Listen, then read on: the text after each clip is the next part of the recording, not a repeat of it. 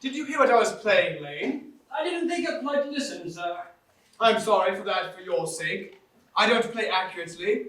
Anyone can play accurately, but I play with wonderful expression.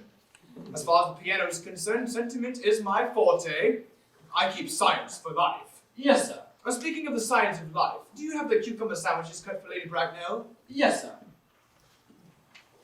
By the way, Lane, I see from your book that on Thursday night, when Lord Shorman and Mr. Worthing were dining with me, that 8 bottles of champagne are recorded as having been consumed. Yes, sir. 8 bottles in a pint. Why is it that at a bachelor's establishment, the servants invariably drink the champagne? I ask merely for information. I attribute it to the superior quality of the wine, sir. I have often observed that in married households, the champagne is rarely of a first-rate brand. Is marriage so demoralizing as that? It is a very pleasant state, sir.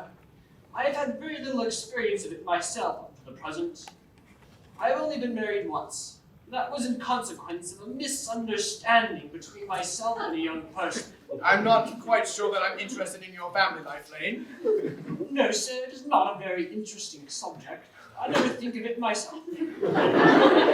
Very natural, I'm sure. That will do, Lane, thank you. Thank you, sir.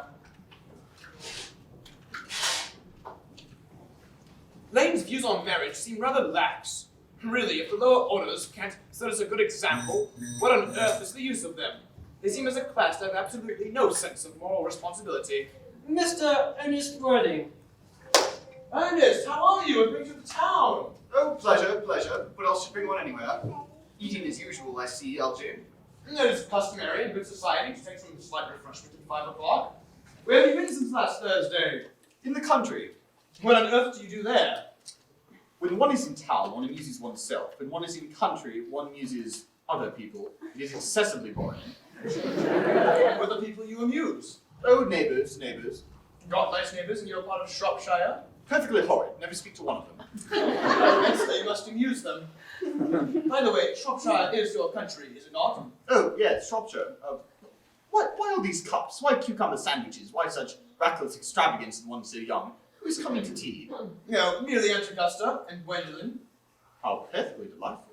Yes, that is all right, but I'm afraid Aunt Augusta can't quite approve of your being here. And why not? My dear fellow, the way you flirt with Gwendolen is perfectly disgraceful. It is almost as bad as the way Gwendolen flirts with you. I love Gwendolen. Why, I have come up to town expressly to propose to her. You said you came up for pleasure. I call that business. How utterly unromantic you are. I don't see anything romantic in proposing. It is very romantic to be in love, but there's nothing romantic in a definite proposal. Why, one may be accepted. One usually is, I believe, and then the excitement is over. The very essence of romance is uncertainty. If I ever get married, I'll certainly try to forget the fact. I have no doubt about that, dear Algie, why the divorce courts were especially invented for people whose memories are so curiously constituted. No, there's no use speculating on that subject. Divorces are made in heaven. Please don't touch the cucumber sandwiches. They're made especially for Lady Bracknell. But you've been eating them all this time. That is quite a different matter. She is my aunt. Have some bread and butter.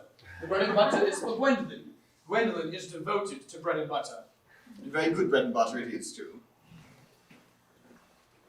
Well, you need not eat as if you were going to eat it all. You behave as if you are married to her already. You are not married to her already, and I don't think you ever shall be. Why on earth would you say that? Well, in the first place, girls never marry the men they flirt with. Girls don't think it's right. That's nonsense. It isn't. It's a great truth that accounts for the extraordinary number of bachelors one sees all over the place. In second place, I don't give my consent. Your consent? My dear fellow, Gwendolyn is my first cousin, and before I can allow you to marry her, you're going to have to clear up this whole question of Cecily. Cecily? Algie, I don't know anyone with the name of Cecily. I don't know what on earth you're talking about. Bring me the cigarette case that Mr. Worthing left in my smoking room the last time he dined here. Yes, sir. Do you mean to say that you've had my cigarette case all this time? I wish to goodness you had told me. I've been writing frantic letters to Scotland Yard about it. I'd very nearly been offering a large reward. I wish you would offer one. I'm more than usually hard up. Well, there's no good offering a large reward now that the thing is found, is there? That is very mean of you, Ernest, I must say. However, it makes no difference, for now that I look at the inscription inside, the thing isn't yours after all. Of course it's mine. You've seen me with it 100 times, and you've no right whatsoever to read the interior of a private cigarette case. It's very ungentlemanly. It is absurd to make a hard and fast rule about what one should read and what one shouldn't. More than half of modern culture depends upon what one shouldn't read. I have no doubt about that, and I don't propose to discuss modern culture. It isn't the sort of thing one should talk about in private. I just want my cigarette case back. Yes, but this isn't your cigarette case. This cigarette case was the present from someone of the name of Cecily, and you said you didn't know anyone of that name.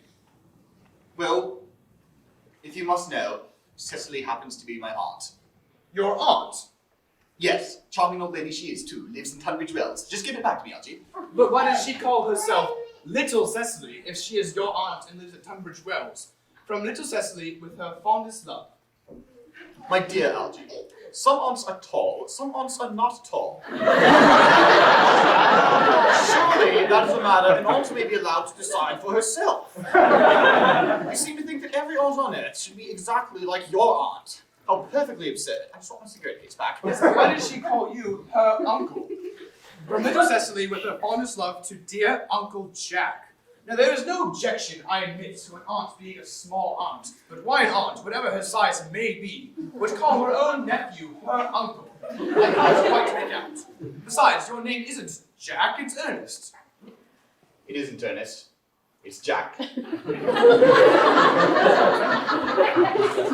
you always told me it was Ernest. I've introduced you to everyone as Ernest.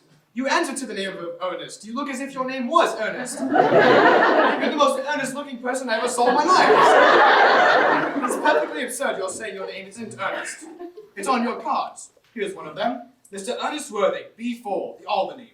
I'll keep this as a proof that your name is Ernest, in case you ever try to deny it to me or to Gwendolyn or anyone else. Well, my name is Ernest in town and Jack in the country, and the cigarette case was given to me in the country.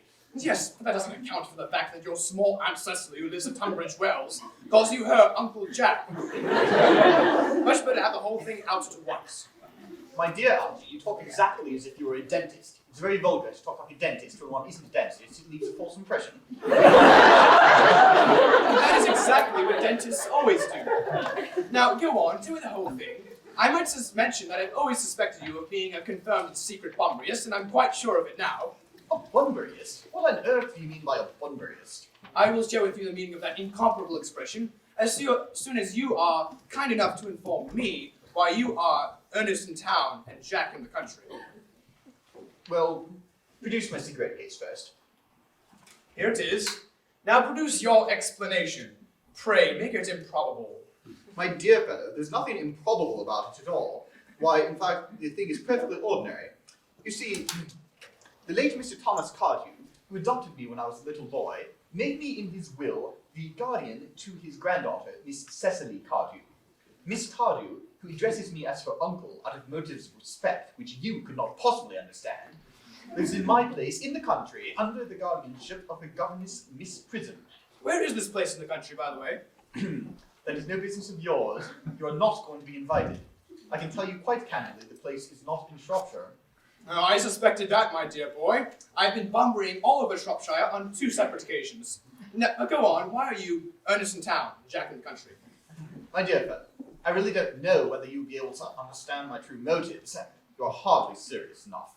You see, when one is placed in the position of a guardian, one is forced to adopt a very high moral tone on all subjects. it is one's duty to do so. And, as a high moral tone is hardly conducive to one's health or one's happiness, in order to get up to town whenever I like, I have invented a younger brother by the name of Ernest, who lives in Albany and gets into the most dreadful scrapes. That, my dear fellow, is the whole truth, pure and simple. The truth is rarely pure and never simple. Modern life would be very difficult if it were either, and modern literature a complete impossibility. I have no doubt about that. Literary criticism is not your forte, my dear fellow. Don't try it. Leave it to those that haven't been at a university. They do it so well in the daily papers. What you really are is a bumbriist. I was right in calling you a bumbriist. You are one of the most advanced bumbriists I know. A bumbriist? What on earth do you mean by a bumbriist? You have invented a very useful younger brother called Ernest, in order that you may come up to town whenever you like. I have invented an invaluable invalid called Bunbury, in order that I might go down to the country whenever I choose. Bunbury is perfectly invaluable. If it wasn't for Bunbury's extraordinary bad health, for instance, I wouldn't be able to dine with you at Willis's tonight, for I have already been engaged with Aunt Augusta for more than a week.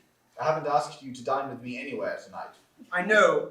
You're absurdly careless about sending out invitations. It is very foolish of you. Nothing annoys people more than not receiving invitations. I really think you'd much better dine with your Aunt Augusta. I haven't the slightest intention of doing anything of the kind. In the first place, I dine with her on Monday night, and once a week is more than enough to dine with one's own relations. In the second place, whenever I do dine there, I'm treated as a member of the family and sent down with either no women or two. In the third place, I know perfectly well whom she shall place me next to. She shall place me next to Mary Farquhar, who always flirts with her own husband across the dinner table. It is not very pleasant. In fact, it is not even decent. That thing is extraordinarily on the uprise. The number of women in London who flirt with their own husbands is perfectly scandalous. It looks so bad. It's like simply washing one's clean linen in public. Besides, now that I know you are secret and confirmed Bumbrius, I naturally want to talk to you about Bunbury. I want to tell you the rules. But I'm not a Bunburyist at all. Why, if Gwendolen accepts me, I'm going to kill my brother. Indeed, I think I'll kill him in any case. But Cecily's a bit too much interested in him. It's rather a bore. So in any case, I'm going to kill my brother. And I strongly advise you to do the same with that invalid friend of yours with the absurd name. Nothing will induce me to get rid of Bunbury. And if you ever get married, which I find highly problematic, you will be glad to know Bunbury. A man who marries without knowing Bunbury has a very tedious time of it. Oh, that is nonsense. Why, if I married Gwendolen, then she is the only girl I ever saw in my life who I would want to marry. I certainly wouldn't want to know Bunbury. But then your wife will. You don't seem to realize that in married life, 3 is company and 2 is none. That, young fellow, is the theory which the corrupt French drama has been propounding for the last 50 years.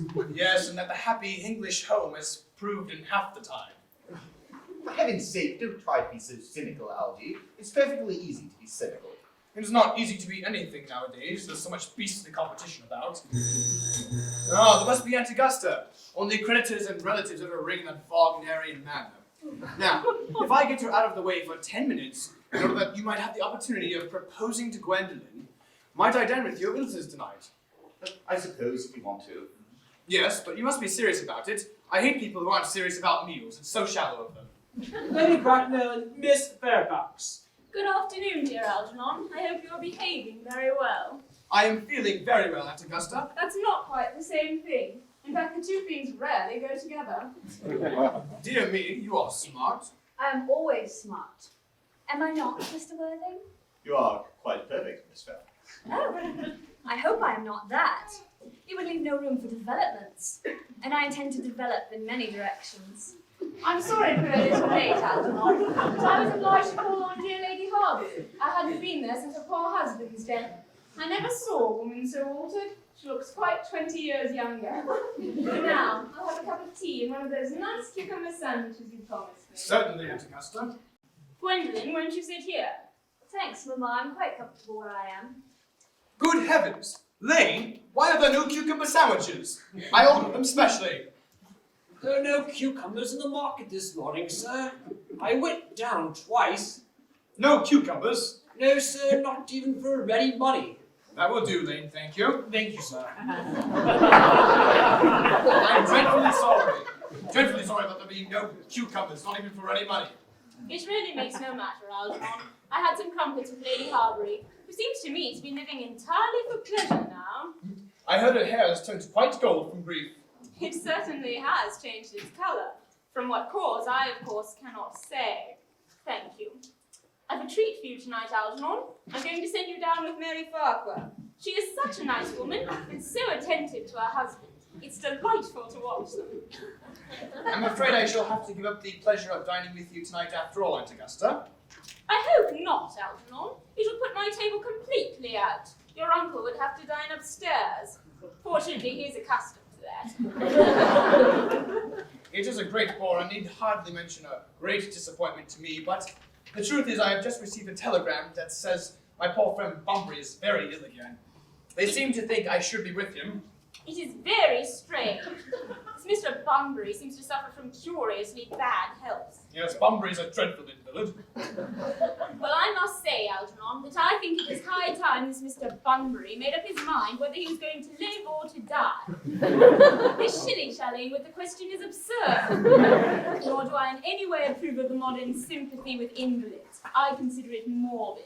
Illness of any kind is hardly a thing to be encouraged in others. Health is the primary duty of life. I'm always telling that to a poor uncle, but he never seems to take much notice, as far as any improvement in his ailment goes. But I should be much obliged if you would ask Mr. Bunbury, from me, to be kind enough not to have a relapse on Saturday, for I depend on you to arrange my music for me. It is my last reception, and one wants something that will encourage conversation, particularly at the end of the season, when everyone has practically said whatever they had to say, which in most cases was probably not much. I'll talk to Bunbury and Augusta, and I think I can promise he'll be all right by Saturday. But the music is a great difficulty. You see, if one plays good music, people don't listen, and if one plays bad music, people don't talk. But I'll run over the program I've drawn up, if you'll be so kind as to step into the next room for a moment. Oh, thank you, Algernon. It is very thoughtful of you. I'm sure the program will be delightful, after a few expurgations. French songs I cannot possibly allow. People always seem to think they are improper, and either look shocked, which is vulgar, or laugh, which is worse. But German sounds a thoroughly respectable language, and indeed, I believe is so. Gwendolen, you will accompany me. Certainly, Mamma.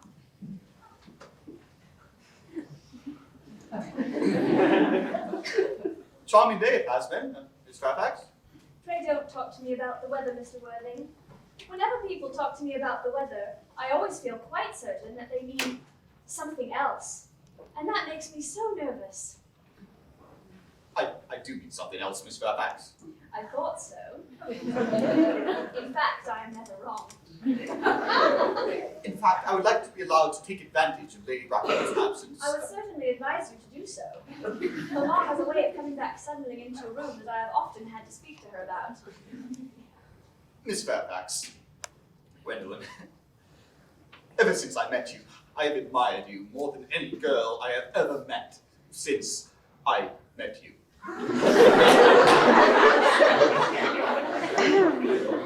Yes, I am quite well aware of the fact. And I often wish that, in public at any rate, you had been more demonstrative. For me, you have always had an irresistible fascination. Even before I met you, I was far from indifferent to you. We live, as I hope you are aware, Mr. Worthing, in an age of ideals. The fact is constantly mentioned in the more expensive monthly magazines and has reached the provincial pulpits, I'm told. And my ideal has always been to love someone of the name of Ernest. There is something in that name that inspires absolute confidence. The moment Algernon first mentioned to me that he had a friend called Ernest, I knew I was destined to love you. You really love me, Gwendolen? Passionately. Darling, you don't know how happy you've made me. My own Ernest. But you don't really need to say that you couldn't love me if my name wasn't Ernest. But your name is Ernest. Yes, but supposing it wasn't, supposing it was something else, you don't really need to say that you couldn't love me then. Oh, that is clearly a metaphysical speculation. And like most metaphysical speculations, has very little reference at all to the actual facts of real life as we know them. Really, darling. To be quite frank, I've never much cared about the name of Ernest. I don't think it suits me at all. It suits you perfectly. It is a divine name. It has a music of its own. It produces vibrations. Really? Darling, I think there's some other much nicer names out there. I think, Jack, for instance. A perfectly marvelous name. Jack. No, there is very little music in the name Jack, if any at all, indeed. It does not thrill. It produces absolutely no vibrations. I have known several Jacks, and they all, without exception, have been more than usually plain. Besides, Jack is a notorious domesticity for John, and I pity any woman who is married to a man called John. She would probably never be allowed to know the entrancing pleasure of a single moment's solitude. The only really safe name is Ernest. Gwendolyn, I must get christened at once. I mean, we must get married at once. There's no time to lose. Married, Mr. Worthing? Yes, of course. Why, I love you, and you have led me to believe, Miss Fairfax, that you are not absolutely indifferent to me. I adore you. But you haven't proposed to me yet. Nothing has been said about marriage at all. The subject has not even been touched on. Well, may I propose to you now? I think it would be an admirable opportunity. And in order to spare you any possible disappointment, Mr. Worthing, I think it's only fair to tell you quite frankly beforehand that I am fully determined to accept you. Gwendolyn. Yes, Mr. Worthing? What have you got to say to me? You know what I've got to say to you. Yes, but you don't say it. Gwendolyn, will you marry me? Of course I will, darling. How long you have been about it? I'm afraid you have very little experience with how to propose. Oh, my own one. I've never loved anyone in the world but you. Yes, but men often propose for practice. I know my brother Gerald does. All my girlfriends tell me so. What lovely blue eyes you have, Ernest. They are quite blue. I hope you will always look at me just like that, especially when there are other people present. Mr. Worthing, rise, sir, from his semi-recumbent posture. It is most indifferent. Mamma, I must beg you to retire. This is no place for you. Besides, Mr. Worthing has not quite finished yet. Finished what, may I ask? I am engaged to Mr. Worthing, Mamma. Pardon me, you are not engaged to anyone. When you do become engaged to someone, I, or your father, should his health permit him, will inform you of the fact. An engagement should come on a young girl as a surprise, pleasant or unpleasant as the case may be. It is hardly a matter she could be allowed to arrange for herself. Now, I have a few questions to put to you, Mr. Worthing. While I am making these inquiries, you, Gwendolyn, will wait for me below in the carriage. But, Mamma... In the carriage, Gwendolyn. Gwendolyn, the carriage. Yes, Mamma. You can take a seat, Mr. Worthing. Thank you, Lady Bracknell. I first standing. I feel bound to tell you that you are not down on my list of eligible young men, although I have the same list that the dear Duchess of Bolton has. We work together, in fact. However, I am quite ready to enter your name, should your answers be what a really affectionate mother requires.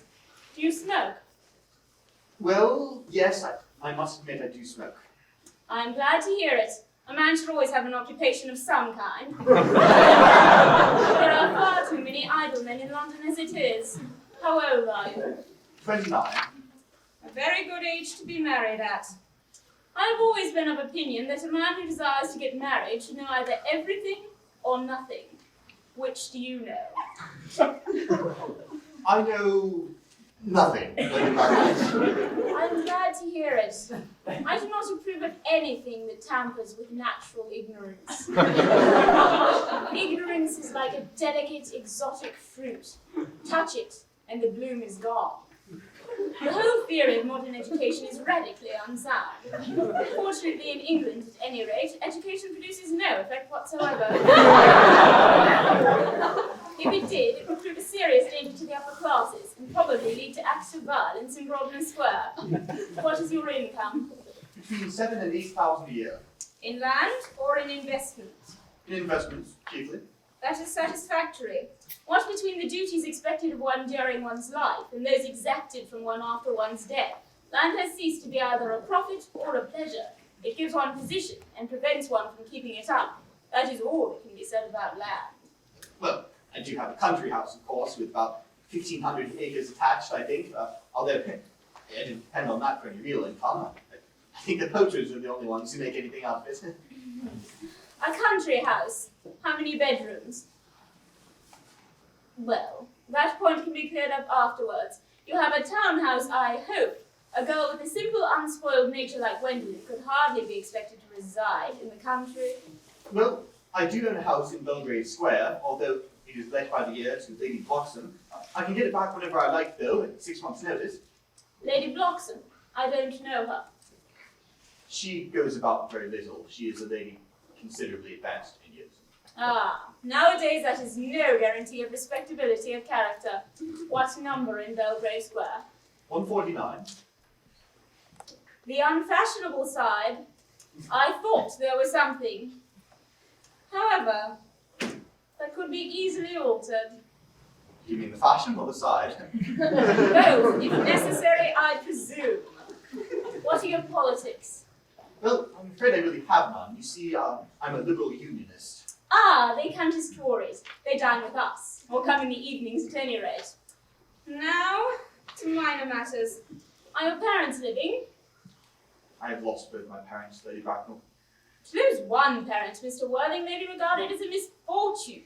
To lose both looks like carelessness. Who was your father? He was evidently a man of some wealth. Was he born in what the radical papers call the purple of commerce, or did he rise from the ranks of the aristocracy? Well, Lady Bracknell, I said I lost my parents. It would really be near to the truth to say that my parents lost me. You see, I don't really know who I am by birth. I was, well, found. Found?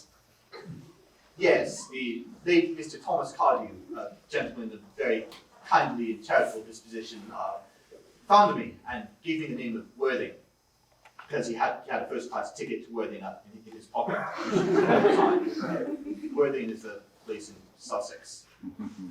It is a seaside resort.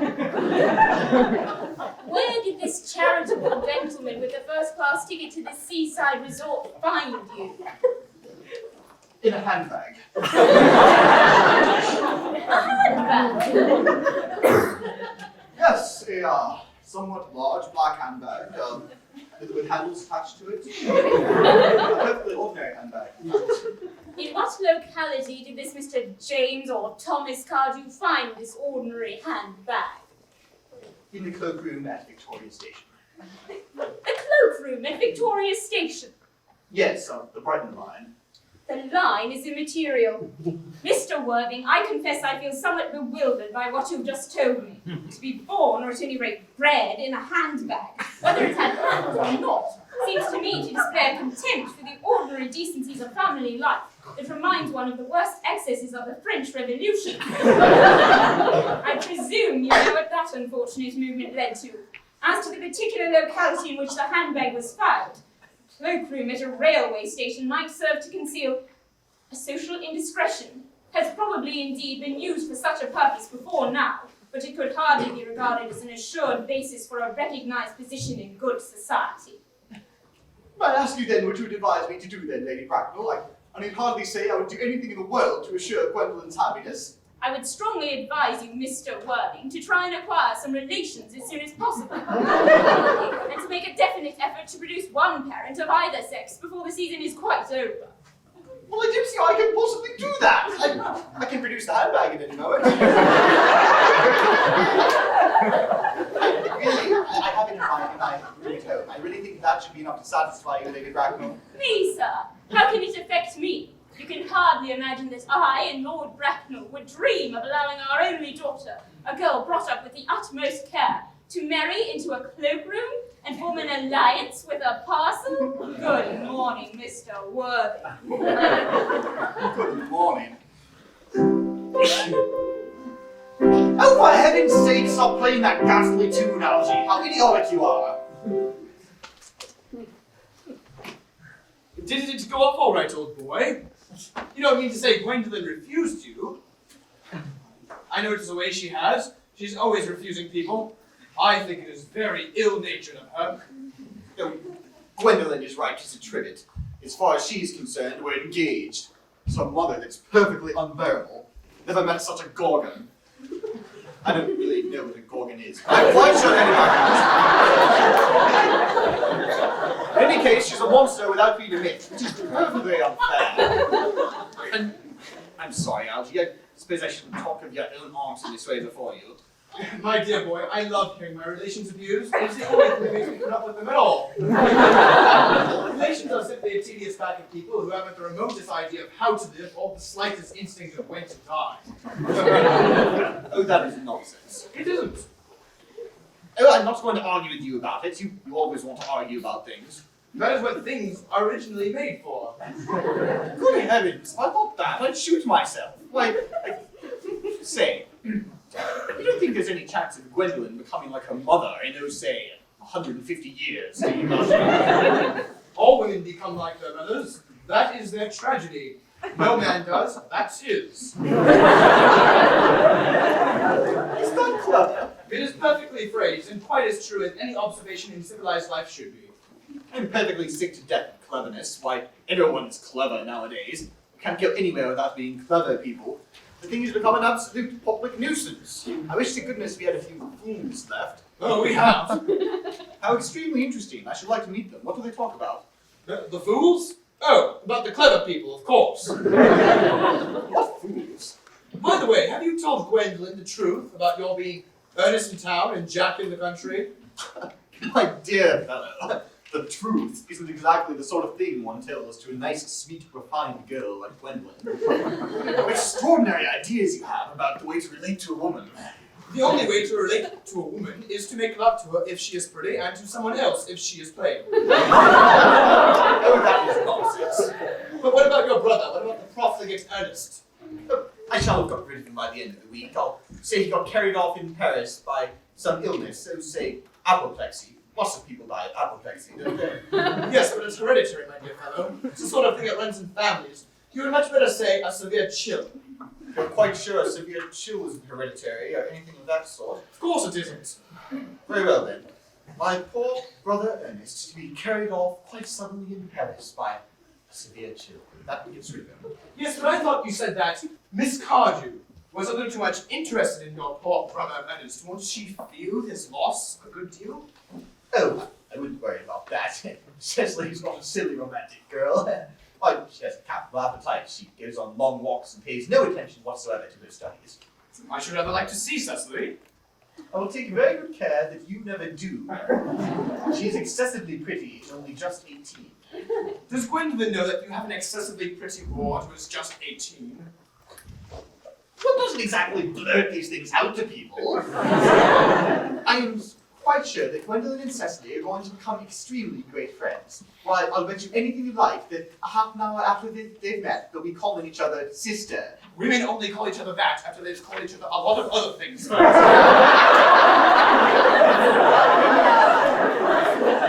But if you want to get a good table at Wilson's tonight, you really must go and dress. You know it is nearly 7. Oh, it's always nearly 7. I'm hungry. I never knew when you weren't. What shall we do after we dine? Go to a theatre? Oh, no, I hate listening. Then let us go to a club. Oh, no, I loathe talking. Well, we might trot round to the Empire at 10. Oh, no, I can't stand looking at things. It's so silly. What shall we do? Nothing. It is awfully hard work doing nothing. However, I don't mind hard work, but there's no definite object of any kind involved. Miss Fairfax. Gwendolyn, upon my word. Algie, kindly turn your back. I have something very particular to say to Mr. Worthing. Really, Gwendolyn, I don't think I can allow this at all. Algie, you always adopt a strictly immoral attitude toward life. You're not quite old enough to do that. Ernest, we may never be married. From the look on Mamma's face, I fear we never shall. Few parents nowadays pay any regard to what their children say to them. The old-fashioned respect for the young is fast dying out. Whatever influence I had over Mamma, I lost at the age of 3. But although she may prevent us from becoming man and wife, and I may marry someone else, and marry often, nothing she can possibly do can alter my eternal devotion to you. Darling. The story of your romantic origin, as related to me by Mamma with unpleasing comments, has naturally stirred the deeper fibers of my nature. Your Christian name has an irresistible fascination. The simplicity of your character makes you exquisitely incomprehensible to me. Your town address at the Albany I have. What is your address in the country? The Manor House, Wilton, Hertfordshire. There is a good postal service, I suppose. It may be necessary to do something desperate. That, of course, will require serious consideration. I shall communicate with you daily. Oh, my own one. How long do you remain in town? Till Monday. Good. Alger, you may turn round now. Thanks, I have already. You may also ring the bell. You will let me escort you to your carriage, will you not? Certainly. I will see Miss Fairfax out. Yes, sir.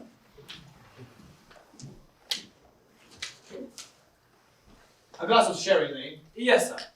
Here. Tomorrow, Lane, I'm going Bunbury. Yes, sir. I don't think I shall be back till Monday. You can put on my dress clothes, the smoking jacket, and all the Bunbury suits. Yes, sir. I hope tomorrow shall be a fine day, Lane. It never is, sir. Lane, you're a perfect pessimist. I do my best to give satisfaction, sir.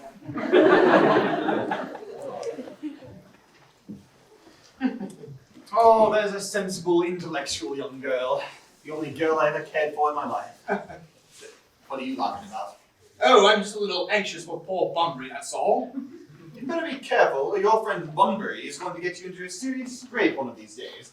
I love scrapes, but the only things that are never serious. Oh, that's nonsense, Algie. You never talk anything but nonsense. Nobody ever does.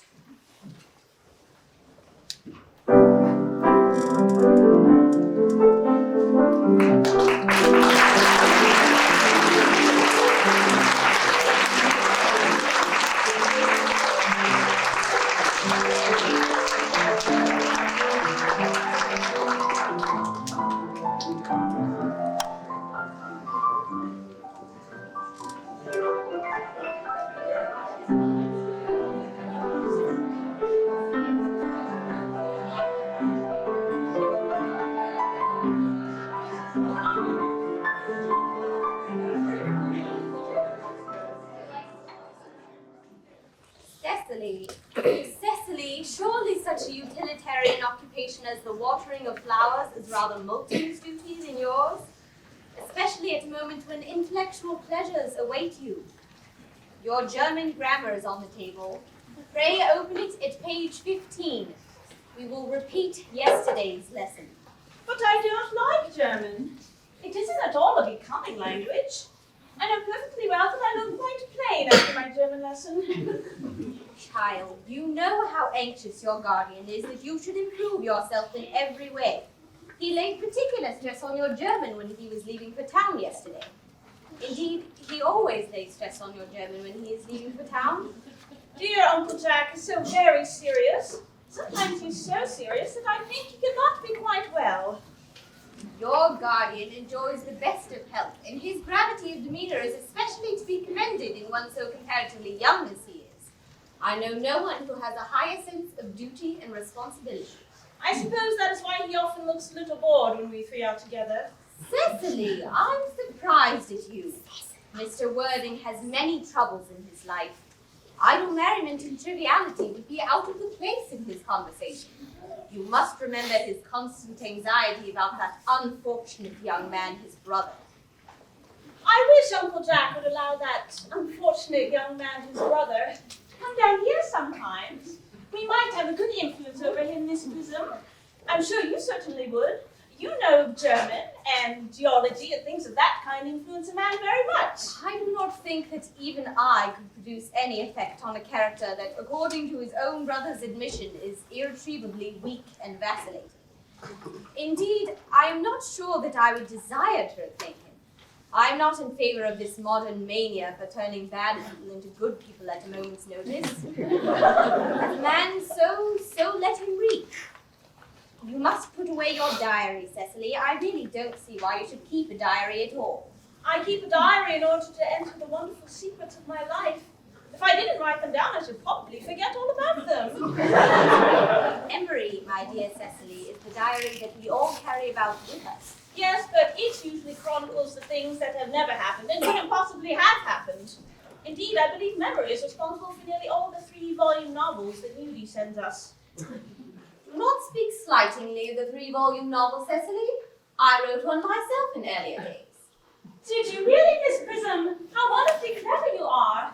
I do hope it did not end happily. I don't like novels that end happily. They depress me so much. The good ended happily and the bad unhappily. That is what fiction means.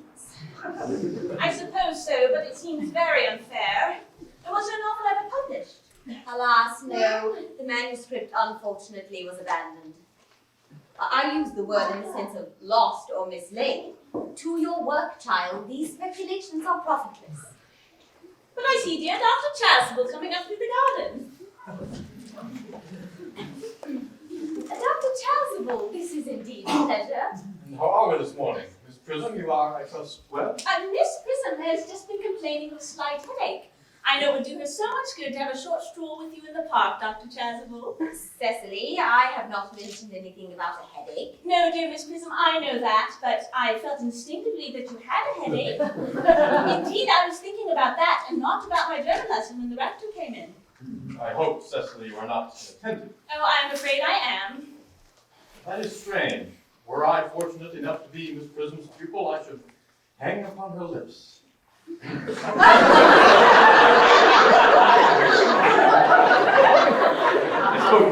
Metaphorically. The metaphor was drawn from bees. Mr. Worthing, I suppose, has not returned from town yet. We do not expect him till Monday afternoon. Yes. He usually likes to spend his Sunday in London. He is not one of those whose sole aim is enjoyment, as by all accounts that unfortunate young man his brother appears to be. But I shall not disturb Egeria and her pupil any longer.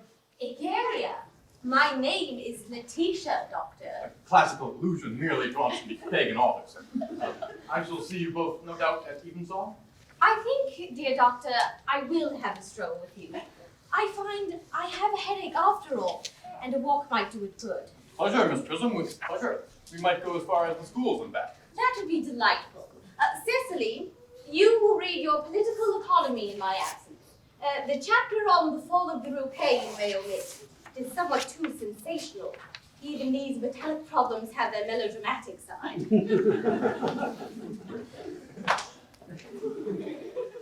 Horrid political economy! Horrid geography! Horrid! Mr. Ernest Worthing has just driven over from the station. He has brought his luggage with him. Mr. Ernest Worthing, B4 the Albany, Dublin. Uncle Jack's brother. Did you tell him Mr. Worthing was in town? Yes, miss. He seemed very much disappointed. I mentioned that you and Miss Prism were in the garden, and he said he was anxious to speak to you privately for a moment. Tell Mr. Ernest Worthing to come here. I suppose you better talk to the housekeeper about a room for him. Yes, miss. I've never met any really wicked person before. I feel rather frightened. I'm so afraid he will look just like everyone else. Oh, he does. Oh, you are my little cousin Cecily, I'm sure. You must be under some strange mistake. I am not little. In fact, I think I'm more than usually tall for my age. But I am your cousin Cecily. You, I see from your card, are Uncle Jack's brother, my cousin Ernest. My wicked cousin Ernest. Oh, I'm not really wicked, cousin Cecily. You mustn't think that I'm wicked. Well, if you are not, then you've certainly been deceiving us all in a very inexcusable manner. I do hope you've not been leading a double life, pretending to be wicked and being really good all the time. That would be hypocrisy. Well, I have been rather reckless. I'm glad to hear it. In fact, now that you mention it, I have been very bad in my own small way. Well, I don't think you should be so very proud of that. I am sure it must have been very pleasant. It is much pleasanter being here with you. I can't understand why you should be here at all. Uncle Jack won't be back till Monday afternoon. Oh, that is a great disappointment. I am obliged to go up on the first train on Monday morning. I have a business appointment I am anxious to miss. Couldn't you miss it anywhere but in London? No, the appointment is in London. Well, of course, I know how important it is not to keep a business engagement, if one must retain any sense of the beauty of life. But But still, I think you'd better wait till Uncle Jack arrives. I know he wants to speak with you about your emigrating. About my what? Your emigrating. He's gone up to buy your outfit. Oh, I certainly won't let Jack buy my outfit. He has no taste in neckties at all. I don't think you will require neckties. Uncle Jack is sending you to Australia. Australia? I'd rather die. Well, he said at dinner on Wednesday night that you would have to choose between this world, the next world, and Australia.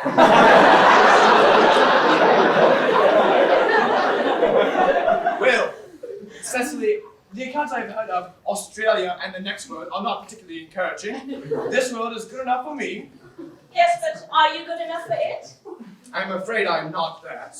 That is why I want you to reform me. You might make that your mission if you don't mind, Cousin Cecily. I'm afraid I've no time this afternoon. Then would you mind my reforming myself this afternoon? Well, it is rather quixotic of you, but I think you should try. I will. I feel better already. You're looking a little worse. That is because I am hungry. Oh, how thoughtless of me. I should remember that when one is going to lead an entirely new life, one requires regular and wholesome meals. Won't you come in? Thank you. Might I have a buttonhole first? I never have an appetite unless I have a buttonhole first. And then shall milk?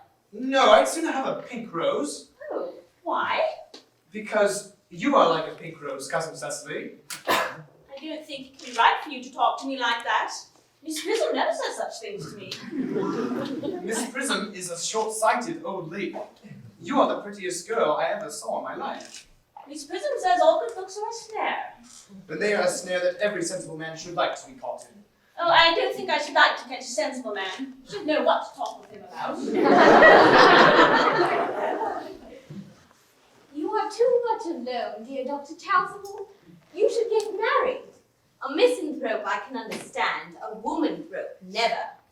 Believe me, I do not deserve so neologistic a phrase. The precept as well as the practice of the primitive church was distinctly against matrimony.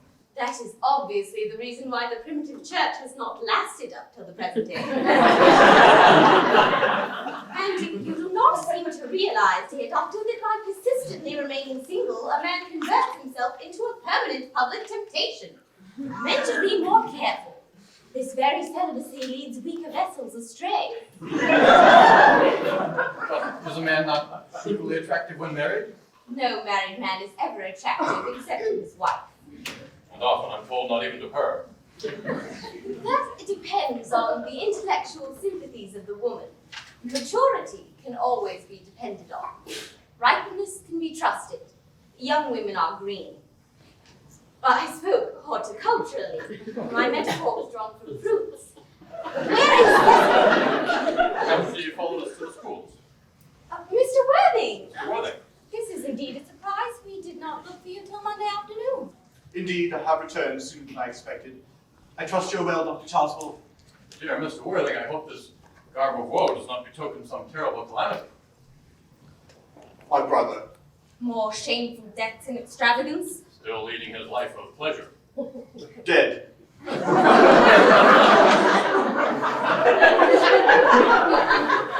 Brother Ernest? Dead? Quite dead. What a lesson for him. I trust he will profit by it. Mr. Worthing, you have my sincere condolence. You have at least the consolation knowing that you are always the most generous and forgiving of brothers. My poor brother Ernest, he had his faults, but it is a sad, sad blow. Very sad blow indeed. Were you with him at the end? No, he died in Paris, in fact. I received a telegram last night from the manager at the Grand Hotel. Was the cause of death mentioned? A severe chill, it seems. Man sows, so shall he reap. Charity, dear Mr. Prism, charity. None of us are perfect. I myself am peculiarly susceptible to draughts. The interment might take place here. No, in fact, he expressed a desire to be buried in Paris. Paris. I fear that hardly points to any very serious state of mind at the last. You would no doubt wish me to make some slight allusion to this tragic domestic affliction next Sunday. My sermon on the meaning of manna in the wilderness can be adapted to almost any occasion, joyful or, as in the present case, distressing. I preached at that harvest festivals, christenings, confirmations, days of humiliation, and festal days. The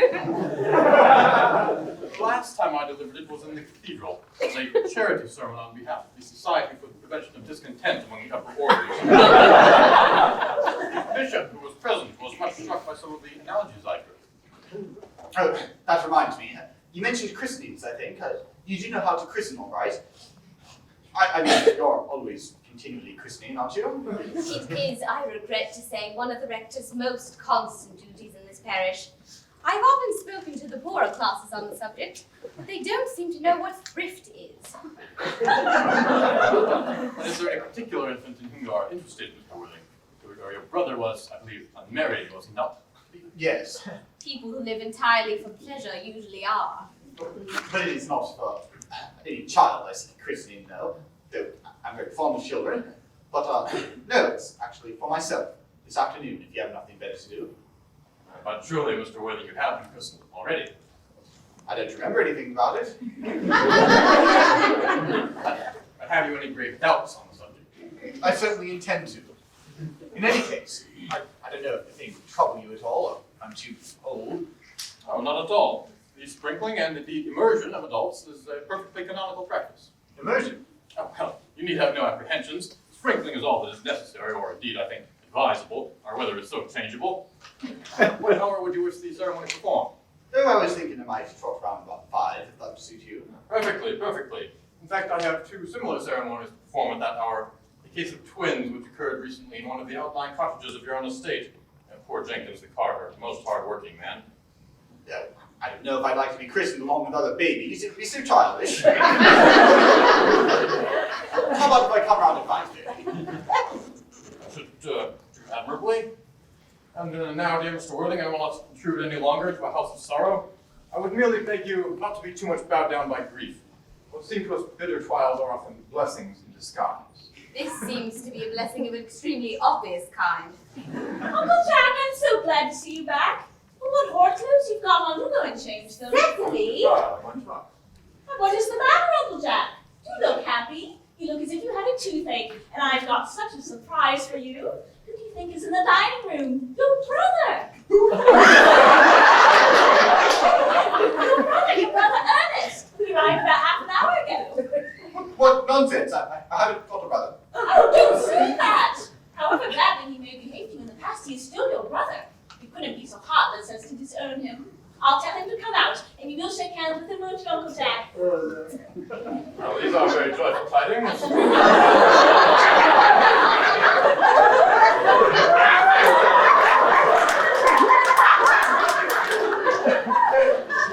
You'd not been resigned to his loss. His sudden return seems to me peculiarly distressing. My brother in the dining room. I don't know what it all means. It seems to be perfectly absurd. Good heavens! Brother John, I have come up from town expressly to say that I am very sorry for all the trouble I have given you and that I intend to lead a better life in the future. Uncle Jack, you accept your own brother's hand. Nothing will induce me to take his hand. I think his coming down here perfectly disgraceful, and he knows quite well why.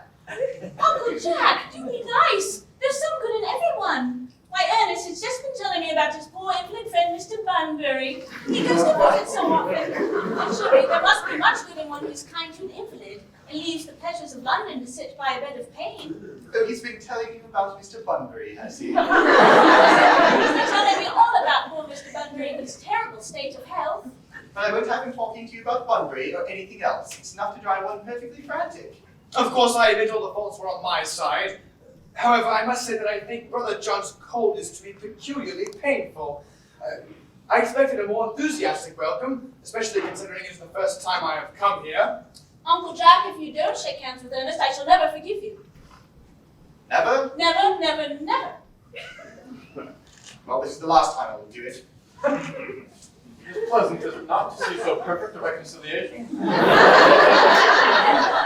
I think we might leave the 2 brothers together. Cecily, you will come with us. Yes, Miss Prism, my little task of reconciliation is over. You've done a beautiful action today, dear child. We must not be premature in our judgments. I feel very happy. Algy, you young scoundrel, you must get out of here at once. I don't allow any Bunbury in here. I have put Mr. Ernest's things in the room next to your own, sir. I suppose that's all right? What? Mr. Ernest's luggage, sir. I have unpacked it and put it in the room next to your own. His luggage? Yes, sir. 3 portmanteaus, a dressing case, 2 hat boxes, and a very large luncheon basket. I'm afraid I can't stay for more than a week this time. Marianne, order the dog cart up at once. Mr. Ernest has suddenly been called back to town. Yes, sir. What a dreadful liar you are, Jack. I have not been called back to town at all. Yes, you have. I haven't heard anyone call me. Your duty as a gentleman calls you. My duty as a gentleman has never interfered with my pleasures in the smallest degree. I have no doubt about that. Well, Cecily is a darling. I will not have you talking to Miss Cardew like that. I don't approve. Well, I don't like your clothes. You look perfectly ridiculous in them. Why on earth don't you go up and change? It is perfectly childish for you to be in deep mourning for a man who's actually staying with you in your house for a whole week as a guest. I call it grotesque. You're not staying with me in my house as a guest for a week or anything else. In fact, you've got to leave by the 4:05 train. I certainly shan't leave you so long as you are in mourning. It would be most unfriendly. If I were in mourning, you would stay with me, I suppose, and you'd think it most unkind if you didn't. Well, will you go if I change my clothes? Yes, if you're not too long about it. I never saw anyone take so long to dress with such little result. Well, that is better than always being overdressed as you are. If I am occasionally a little overdressed, I make up for it by being always immensely overeducated. Your vanity is ridiculous. Your conduct an outrage. Your presence here in my garden utterly absurd. However, you've got to catch the 4:05 train, and I hope you have a pleasant journey back to town. This Bunbury, as you call it, has not been a great success for you. I think it has been a great success. I'm in love with Cecily, and that is everything. But I must see her again and make plans for another Bunbury. Oh, there she is. Oh, I merely came back to water the roses. I thought you were with Uncle Jack. He's going to send the dog cart for me. Oh, is he going to take you for a nice drive? He's going to send me away. Then we've got to part?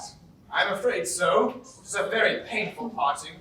It is always painful to part from people whom one has known for a very brief space of time. The absence of old friends one can endure with equanimity, but even a momentary separation from anyone to whom one has just been introduced is almost unbearable. Oh, thank you. The dog cart is at the door, sir. If you wait, Marianne, for 5 minutes. Yes, miss. Cecily, I hope I shall not offend you if I state quite frankly and openly that you seem to me to be in every way the visible personification of absolute perfection. I think your frankness does you great credit. If you will allow me, I will copy your remarks into my diary. Do you really keep a diary? I'd give anything to look at it, may I? Oh, no! You see, it's simply a very young girl's record of her own thoughts and impressions, and consequently meant for publication. When it appears in volume form, I hope you will order a copy. But pray, Ernest, don't stop. I delight in taking down from dictation. I have reached absolute perfection. You can go on, I'm quite ready for more. Oh, don't cough, Ernest. When one is going to dictate, one should speak fluently and not cough. Besides, I don't know how to spell a cough. Cecily, ever since I first looked upon your incomparable and wonderful beauty, I have dared to love you. Wildly, passionately, devotedly, hopelessly. I don't think you should tell me that you love me wildly, passionately, devotedly, hopelessly. Hopelessly doesn't seem to make much sense, does it? The dog cart is waiting, sir. And tell it to come around next week at the same hour. Yes, sir. Uncle Jack would be very much annoyed if he knew you were staying until next week at the same hour. I don't care about Jack. I don't care about anyone in the whole world but you. I love you, Cecily. You will marry me. You silly boy, of course. Why, we've been engaged for the last 3 months. For the last 3 months? Yes, it will be exactly 3 months on Thursday. But how did we become engaged? Well, Ever since dear Uncle Jack first confessed to us that he had a younger brother who is very wicked and bad, you of course have formed the chief topic of conversation between myself and Miss Prism. And of course, a man who is much talked about is always very attractive. I dare say it was foolish of me, but I fell in love with you, Ernest. Darling. But when was the engagement actually settled? On the 14th of February last. Worn out by your entire ignorance of my existence, I determined to end the matter one way or the other. And after a long struggle with myself, I finally accepted you under that big old tree over there. The next day, I bought this little ring in your name. And here's the little bangle, the true lover's knot I promised you always to wear. Did I get this for you, Cecily? It's very pretty, isn't it? Yes, you've wonderfully good taste, Ernest. It's the excuse I've always given you for leading such a bad life. Hello. And here is the box in which I keep all your dear letters. But sweet Cecily, I have never written you any letters. Oh, you hardly need remind me of that, Ernest. I remember only too well that I was forced to write your letters for you. I wrote always 3 times a week, or sometimes oftener. Well, do let me read them, Cecily. No, I couldn't possibly. They'd make you far too conceited. The 3 you wrote me after I'd broken off the engagement are so beautiful and so badly spelled that even now I can hardly read them without crying a little. Was our engagement ever broken off? Of course it was. On the 22nd of last March. You can read the entry if you like. Today I broke off my engagement with Ernest. I feel it is better to do so. The weather still continues charming. But why on earth did you break it off? What had I done? I had done nothing at all, Cecily. I am very much hurt indeed to hear that you broke it off, particularly when the weather was so charming. Yeah, Ernest, it hardly would have been a really serious engagement if it hadn't been broken off at least once. Besides, I forgave you before the week was out. Darling, you're a perfect angel. You dear romantic boy. I hope your hair curls naturally, doesn't it? Yes, dear, with little help from others.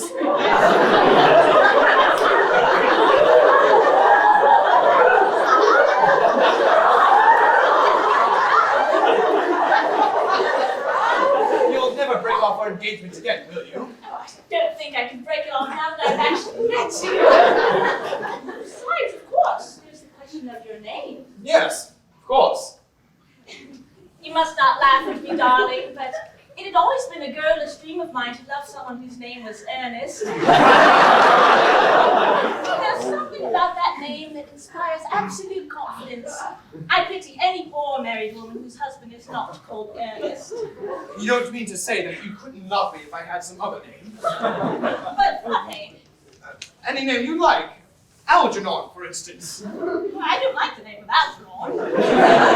But dear, sweet, lovely Cecily, I don't see how you could possibly object to the name of Algernon.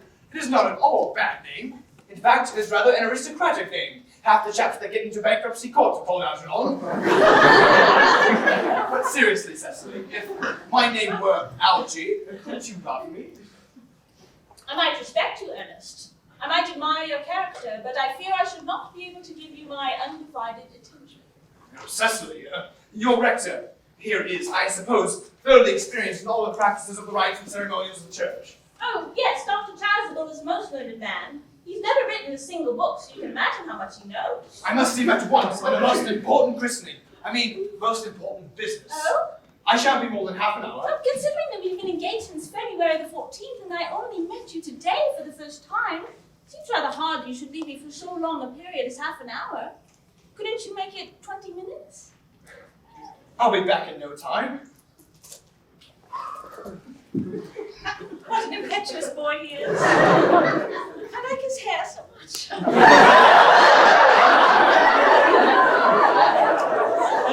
I sent a proposal to my diary. Miss Fairfax has just called to see Mr. Worthing on very important business, Miss Fairfax states. But isn't Mr. Worthing in his library? Mr. Worthing left in the direction of the rectory some time ago. Pray ask the lady to come here. Mr. Worthing is sure to be back soon. You can bring tea. Yes, miss. Miss Fairfax. Suppose one of the many good elderly women who are associated with Uncle Jack and some of his philanthropic work in London. I don't quite like women who are interested in philanthropic work. It's so forward of them. Miss Fairfax. Pray, allow me to introduce myself to you. My name is Cecily Cardew. Cecily Cardew. What a very sweet name. I like you already more than I can say. My first impressions of people are never wrong.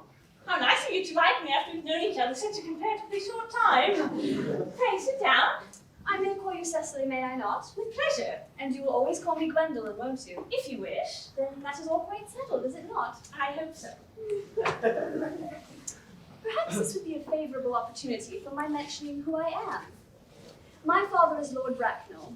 You have never heard of Papa, I suppose. I don't think so. Outside the family circle, Papa, I am glad to say, is entirely unknown. I think that is quite as it should be. The home seems to me to be the proper sphere for the man. Certainly, once a man begins to neglect his domestic duties, he becomes painfully effeminate, does he not? And I don't like that. It makes men so very attractive. Cecily, Mamma, whose views on education are remarkably strict, has brought me up to be extremely short-sighted. It is called her system. So, do you mind my looking at you through my glasses? Oh, of course not, Gwendolyn. I'm very fond of being looked at. You are here on a short visit, I suppose. Oh no, I live here. Really? Your mother, no doubt, or some female relative of advanced years, resides here also? Oh no, I have no mother, nor in fact any relations. Indeed. My guardian, with the assistance of Miss Prism, has the arduous task of looking after me. Your guardian? Yes, I am Mr. Worthing's ward. Oh. This is strange. He never mentioned to me that he had a ward. How very secretive of him. He grows more interesting hourly. I am not sure, however, that this news inspires me with feelings of unmixed delight. I'm very fond of you, Cecily. I have liked you ever since I met you. But I feel bound to state, now that I know that you are Mr. Worthing's ward, I cannot help expressing a wish that you were, well, just a little older than you seem to be, and not quite so very alluring in appearance. In fact, if I may speak candidly, Oh, pray do. I think that when anyone has anything unpleasant to say, one should always be quite candid. well, to speak with perfect candor, Cecily, I wish that you were fully 42 and more than usually plain for your age. Ernest has a strong, upright nature. He is the very soul of truth and honor. Disloyalty would be as impossible to him as deception. But even men of the noblest possible moral character are extremely susceptible to the influence of the physical charms of others. Modern, no less than ancient history, provides us with many most painful examples of what I speak of. If it were not so, indeed, history would be quite unreal. I beg your pardon, Gwendolyn, but did you say Ernest? Yes. Oh, but it is not Mr. Ernest Worthing who is my guardian. It is his brother, his elder brother. Ernest never mentioned to me that he had a brother. I'm afraid they've not been on good terms for a long time. Ah, that accounts for it. And now that I think of it, I have never heard any man mention his brother. The subject seems distasteful to most men. Cecily, you have lifted a load from my mind. I was growing almost anxious. It would have been terrible if any cloud had come across a friendship like ours, would it not? Of course, you are quite sure that it is not Mr. Ernest Worthing who is your guardian. Quite sure. In fact, I'm going to be his. I beg your pardon. Dearest Gwendolyn, there's no reason why I should make a secret of it to you. Our little country newspaper is sure to chronicle the fact next week. Mr. Ernest Worthing and I are engaged to be married. I think there must be some slight error, Miss Cardew. Mr. Ernest Worthing is engaged to me. The announcement will appear in the Morning Post on Saturday at the latest. You must be under some strange misconception. Ernest proposed to me exactly 10 minutes ago. That is certainly very curious, for he asked me to be his wife yesterday afternoon at 5:30. If you would care to verify the incident. I never travel without my diary. One should always have something sensational to read on the train. I am so sorry, dear Cecily, if it is any disappointment to you, but I'm afraid I have the prior claim. It would distress me more than I can tell you, dear Gwendolyn, if it caused you any mental or physical anguish. But I feel bound to point out that since Ernest proposed to you, he clearly has changed his mind. If the poor fellow has been entrapped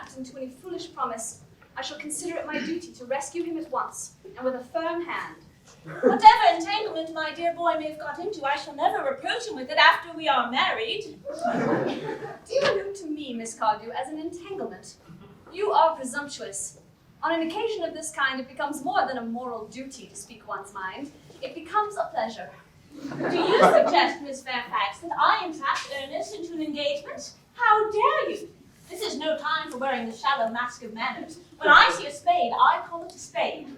I am glad to say that I have never seen a spade. It's obvious that our social spheres have been widely different. Shall I lay tea here as usual, miss? Yes, as usual. Are there many interesting walks in the vicinity, Miss Cardew? Oh yes, a great many. From the top of one of the hills, quite close, one can see 5 counties. 5 counties? I don't think I should like that. I hate crowds. I suppose that is why you live in town. Quite a well-kept garden this is, Miss Cardew. So glad you like it, Miss Fairfax. I had no idea there were so many flowers in the country. Oh, flowers are as common in the country as people are in London. Personally, I can't imagine how anybody manages to exist in the country. If anybody who is anybody does. The country always bores me to death. This is what the newspapers call agricultural depression, is it not? I do believe the aristocracy are suffering very much from it just to date. It's almost an epidemic amongst them, I am told. May I offer you tea, Miss Fairfax? Thank you. Detestable girl. But I require tea. Sugar? No, thank you. Sugar is not fashionable anymore. Cake or bread and butter? Bread and butter, please. Cake is rarely seen at the best houses nowadays.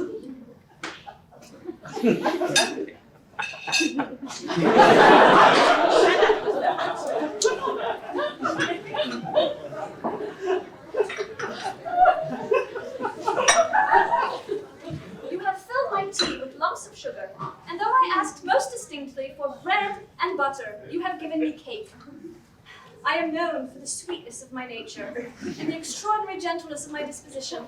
But I warn you, Miss Cardew, you may go too far. To save my poor, innocent, trusting boy from the machinations of any other girl, there are no lengths to which I would not go. From the moment I saw you, I distrusted you.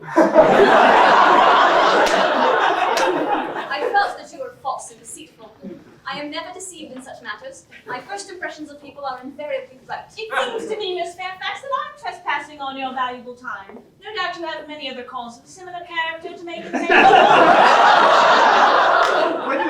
Ernest, my own Ernest. A moment. May I ask, are you engaged to be married to this young lady? Dear little Cecily, of course not. Whatever could put such an idea into her head? Thank you, May. I knew there must be some misunderstanding, Miss Fairfax. The gentleman whose arm is at present round your waist is my guardian, Mr. John Worthing. I beg your pardon. This is Uncle Jack. Jack! Oh, here is Ernest. My own love. Oh, a moment, may I ask you, are you engaged to be married to this young lady? To what young lady? Good heavens, Gwendolyn? Yes, to good heavens, Gwendolyn. Of course not. Who could have put such an idea into your pretty little head? Thank you, you may. I felt there must be some slight error, Miss Cardew. The gentleman who is now embracing you is my cousin, Mr. Algernon Moncrief. Algernon Moncrief? Are you called Algernon? I cannot deny it. Oh, Is your name really John? I could deny it if I liked.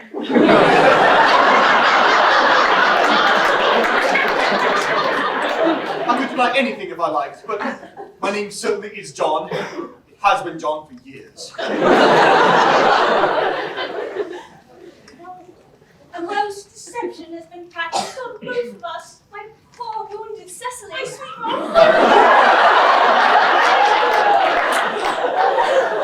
My sister, why not? There is just one question I should like to be allowed to ask my guardian. An admirable idea. Mr. Worthing, there is just one question I should like to be permitted to ask you. Where is your brother Ernest? We are both engaged to be married to your brother Ernest. So it is a matter of some importance to us to know where your brother Ernest is at present. Gwendolyn, Cecily, it pains me very much to have to speak the truth to you. Indeed, it's the first time in my entire life I've ever been reduced to such a painful position. I'm afraid I have very little experience doing anything of the kind. But I may tell you quite frankly, I have no brother Ernest. In fact, I have no brother at all. I've never had a brother. I don't ever intend to have a brother in the future. No brother at all? None. Had you never a brother of any kind? Never. Not even of any kind. I'm afraid it is quite clear, Cecily, that neither of us is engaged to be married to anyone. It's not a very pleasant position for a young girl suddenly to find herself in, is it? Let us go into the house. They will hardly venture to come after us there. No, men are so cowardly, aren't they?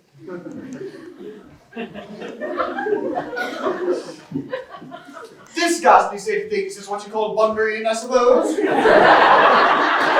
Yes, and a perfectly wonderful Bunbury it is too. The most wonderful Bunbury I've ever had in my life. Well, you've no right whatsoever to Bunbury here. That is absurd. One has the right to Bunbury wherever one chooses. A very serious Bunburyist knows that. Serious Bunburyist? Good heavens. Well, one must be serious about something if one wants to have any amusement in life. I happen to be serious about Bunbury. What on earth you're serious about, I have the remotest idea. About everything, I should fancy. You're such an absolutely trivial nature. Well, the only small satisfaction I have in the whole of this wretched business is that your friend Bunbury is quite exploded. You won't be able to go down to the country quite so often as you used to, will you, dear Algie? Quite a good thing, too. Your brother is a little off-cover, isn't he, dear Jack? You won't be able to disappear to London quite as frequently as your wicked custom was. Not a bad thing, either.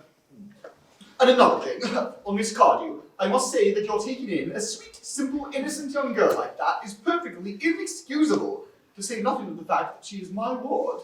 I can see no possible defense for your deceiving a brilliant, clever, thoroughly experienced young lady like Miss Fairfax, to say nothing of the fact that she is my cousin. I wanted to be married to Gwendolyn, that is all. I love her. I simply wanted to be engaged to Cecily. I adore her. Well, I think there's no chance of that ever happening. I don't see much likelihood of you and Miss Fairfax ever being united. Well, that's no business of yours. If it was my business, I wouldn't talk about it. It is very vulgar to talk about one's business. Only people like stockbrokers ever do that, and then merely at dinner parties. How you can sit there just calmly eating muffins while we're in this terrible trouble, I can't make out. You seem to me to be perfectly heartless. Well, I can't eat muffins in an agitated manner, can I? Now, butter might clean up my cups. One should only ever eat muffins quite calmly. It is the only way to eat them. I say it's perfectly heartless you're eating muffins at all under the circumstances. When I am in great trouble, eating is the only thing that consoles me. In fact, whenever I'm in really great trouble, as anyone who knows me intimately will tell you, I refuse everything except food and drink. At present, I am eating muffins because I am unhappy. Besides, I'm particularly fond of muffins. Well, there's no reason at all why you should eat them in that greedy way. I wish you would have some tea cake. I don't much like tea cake. Good heavens, I think a man may eat his own muffins in his own garden. Yes, but you consider it perfectly heartless to eat muffins. No, I said it's perfectly heartless of you to eat muffins. Yes, that may be, but the muffins are the same. Algie, I wish to goodness you would go. Oh, you can't possibly ask me to leave. I haven't had my dinner yet. I never go without my dinner. No one does except vegetarians and people like that. Besides, I've just made arrangements with Dr. Chaswell to be christened this afternoon at 6:15 under the name of Ernest. My dear fellow, the sooner you give up that wretched nonsense, the better. Why, I made arrangements with Dr. Chaswell to be christened myself this afternoon at 5:30. Naturally, I will take the name of Ernest. Gwendolyn would wish it. We can't both take the name of Ernest. It's absurd. Besides, I have every right to be christened if I want to. There's no evidence that I was ever christened at all in the first place. Indeed, Dr. Chaswell seems to think it highly likely that I never was. It's different in your case. You've been christened already. Yes, but I've not been christened for years. Yes, but you have been christened. That's the important thing. Quite so I know my constitution can stand it. I must say, if you are not sure that you're ever having been christened and think it dangerous you're venturing on it now, it might make you very unwell. You can hardly have forgotten that someone very closely connected with you was very nearly carried off this week in Paris by a severe chill. Yes, you said yourself that a severe chill is not hereditary. It used to be, I know. I dare say it is now. Science is always making wonderful improvements in things. No, that's nonsense. Jack, you're at the muffins again. I wish you wouldn't. There are only 2 left, and I told you I was particularly fond of muffins. But I hate tea cake. Then why on earth do you have it served up for your guests? What ideas of hospitality you have. Algernon, I have already told you to go. Why don't you go? I don't want you here. I have not quite finished my tea yet, and there's still 1 muffin left.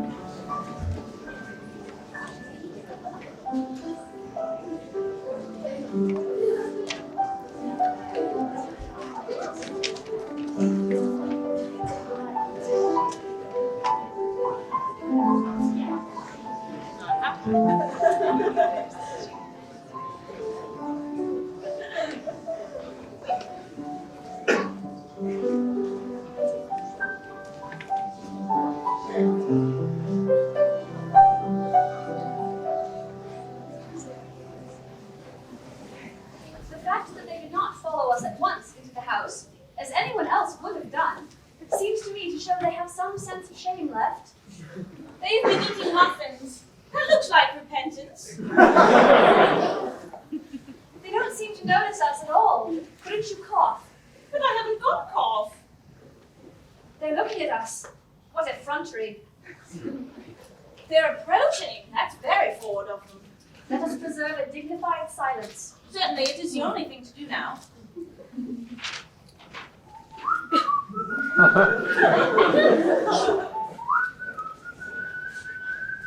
This dignified silence seems to produce an unpleasant effect. A most distasteful one. But we will not be the first to speak. Certainly not. Mr. Worthing, I have something very particular to ask you. Much depends on your reply. Gwendolyn, your common sense is invaluable. Mr. Moncrief, kindly answer me the following question.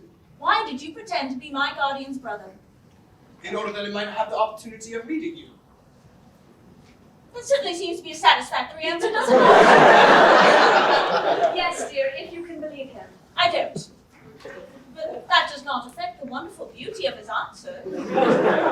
True.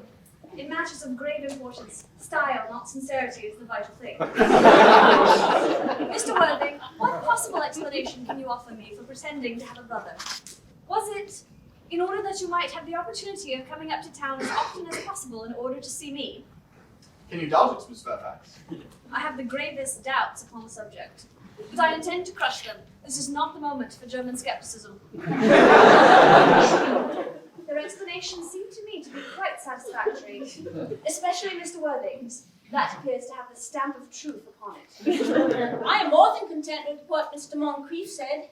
His voice alone inspires one with absolute credulity. Then you think we should forgive them? Yes, I mean no. True, I had forgotten. There are principles at stake that one cannot surrender. Which of us should tell them? The task is not a pleasant one. Could we not both speak at the same time?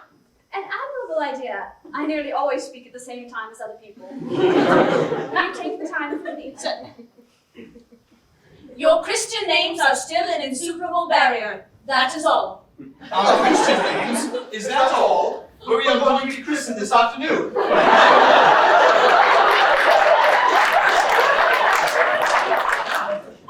For my sake, you are prepared to do this terrible thing? I To please me, you ready to face this fearful ordeal? I am. How absurd to talk of the equality of the sexes. Where questions of self-sacrifice are concerned, Men are infinitely beyond us. We are.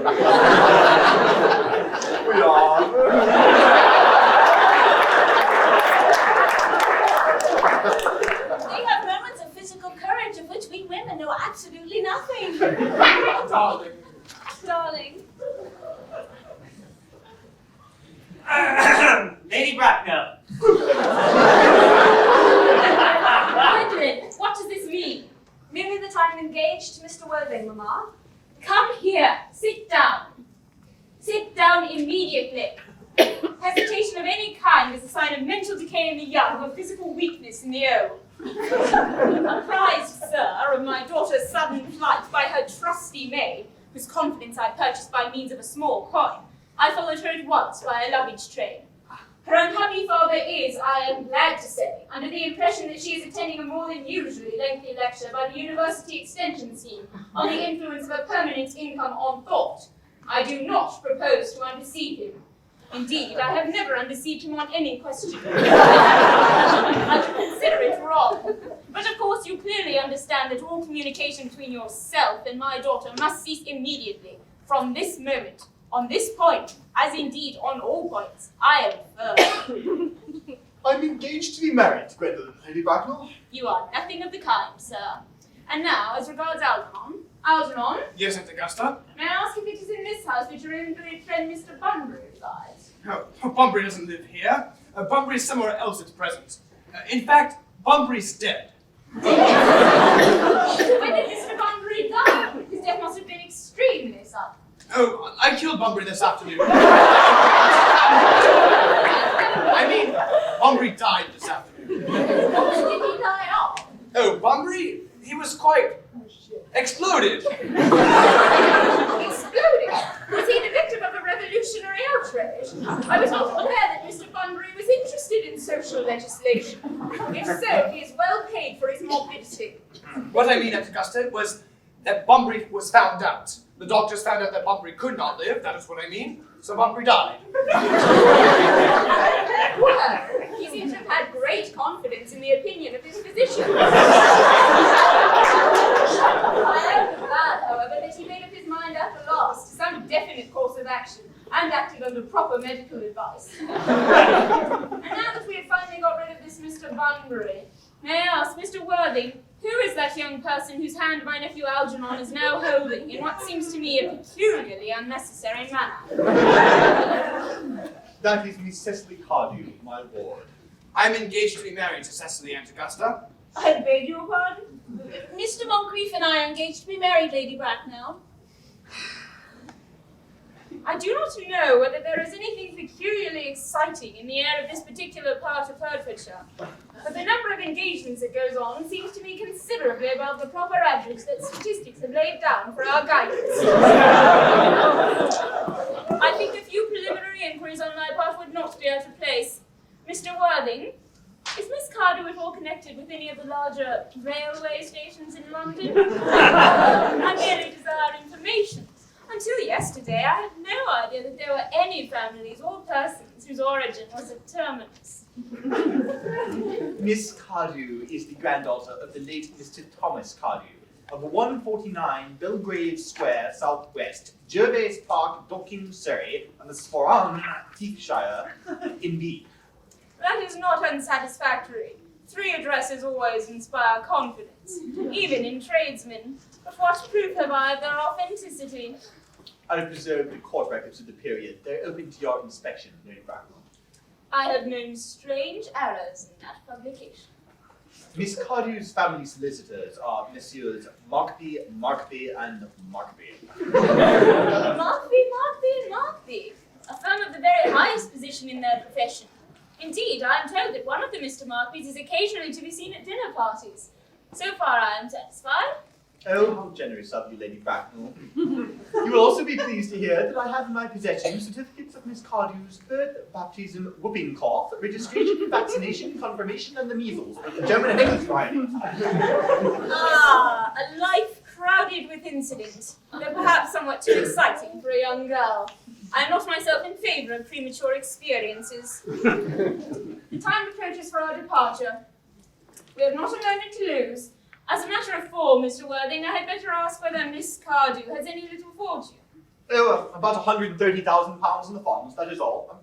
Goodbye, Lady Bracknell. So nice to have seen you. A moment, Mr. Worthing. £130,000, and in the funds. Miss Cardew seems to me a most attractive young lady now that I look at her. There are few girls of the present day who have any really solid qualities, any of the qualities that last and improve with time. We live, I regret to say, in an age of surfaces. Come over here, dear. Pretty child, your dress is sadly simple, and your hair seems almost as nature might have left it. But we can soon alter all that. A thoroughly experienced French maid produces a really marvellous result in a very brief space of time. I remember recommending one to young Lady Lancing, and after 3 months, her own husband did not know her. And after 6 months, nobody knew her. Kindly turn round here. No, the side view is what I want. Yes, quite as I expected. There are distinct social possibilities in your profile. The 2 weak points in our age are its want of principle and its want of profile. The chin a little higher, dear. Style largely depends on the way the chin is worn. They are worn very high just at present. Algernon. Yes, Aunt Augusta? There are distinct social possibilities in Miss Cardew's profile. Cecily is the sweetest, dearest, prettiest girl in the whole world, and I don't care tuppence for social possibilities.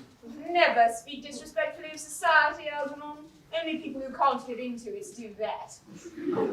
Of course, dear, you clearly understand that Algernon has nothing but his debts to depend on. But I do not approve of mercenary marriages. When I married Lord Bracknell, I had no fortune of any kind, but I never dreamed for a moment of allowing that to stand in my way. Well, I suppose I shall have to give my consent. Thank you, Aunt Augusta. Cecily, you may kiss me. Thank you, Lady Bracknell. You may also refer to me as Aunt Augusta for the future. Thank you, Aunt Augusta. The marriage, I think, had better take place quite soon. Thank you, Aunt Augusta. To speak frankly, I am not in favour of long engagements. They give people the opportunity of finding out each other's character before marriage, which I think is never advisable. Pardon me for interrupting you, Lady Bracknell, but as Miss Cardew's guardian, she cannot marry without my consent until she comes of age. That consent I absolutely decline to give. On what grounds, may I ask? Algernon is an extremely, I might almost say, an ostentatiously eligible young man. He has nothing, but he looks everything. What more can one desire? It pains me very much to have to speak frankly with you, Lady Bracknell, but the fact is, I do not at all approve of his moral character. I suspect him of being untruthful. Untruthful? My nephew Algernon? Impossible. He is an Oxonian. Well, I fear there can be no possible doubt about the matter. Why, this afternoon, during my absence from London on an important question of romance, he obtained admission to my house on false pretenses of being my brother, and therein consumed, I have just been informed by my butler, an entire pint bottle of Pierre Jouet Roux 89, a wine I have been especially reserving for myself. He succeeded in the course of the afternoon in alienating the affections of my only ward. He subsequently stayed to tea and devoured every single muffin. What makes his behavior all the more heartless is he has known from the start that I don't have a brother, that I've never had a brother, and I don't ever intend to have a brother, not even of any kind. Mr. Worthing, after careful consideration, I have decided to entirely overlook my nephew's conduct to you. How sweet. My own decision, however, remains unaltered. Come here, dear. How old are you? Well, I'm really only 18, but I always admit to 20 when I go to evening parties. You are perfectly right to make some slight alteration. Indeed, no woman should ever be quite accurate about her age. Look so calculating. 18, but admitting to 20 at evening parties. Well, it will not be long before you are of age and freed from the restraints of tutelage. So I do not think your guardian's consent is a matter of any importance.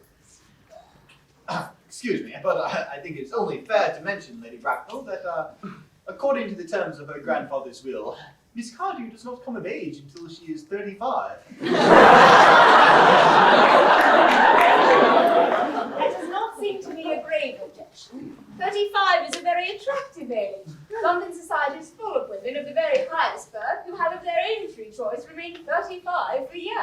Lady Dumbledon is an instance in point. To my own knowledge, she's been 35 ever since she arrived at the age of 40. She's many years ago now. I see no reason why our dear Cecily should not be even still more attractive at the age you mentioned than she is at present. There will be a large accumulation of property. Algie, could you wait for me till I was 35? Of course I could, Cecily. You know I could. Yes, I felt it instinctively, but I couldn't wait all that time. I hate waiting even 5 minutes for anyone. It always makes me rather cross. I'm not punctual myself, I know, but I do require punctuality in others. Waiting, even to be married, is quite out of the question. And what is to be done, Cecily? I don't know, Mr. Moncrief. My dear Mr. Worthing, as Miss Carding has stated positively that she cannot wait till she is 35, a remark which I am bound to say seems to me to show a somewhat impatient nature, I would beg of you to reconsider your decision. But my dear Lady Bracknell, the decision rests entirely in your own hands. Why, the moment you consent to my marrying Gwendolen, I will most gladly allow your nephew to form an alliance with my ward. You must be quite aware that what you propose is out of the question. But I'm afraid a passionate celibacy is all any of us can look forward to. That is not the destiny I propose for Gwendolen. Algernon, of course, can choose for himself. Come, dear, we've already missed 5, if not 6 trains. To miss any more might expose us to comment on the platform. Everything is quite ready for the christenings. The christening, sir, is not that somewhat premature.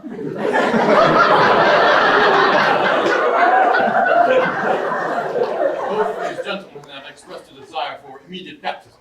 Mary, the idea is grotesquely religious. Algernon, I forbid you to be baptized. I will not hear of such excesses. Lord Bracknell would be highly displeased if he learned that that was the way in which you wasted your time and money.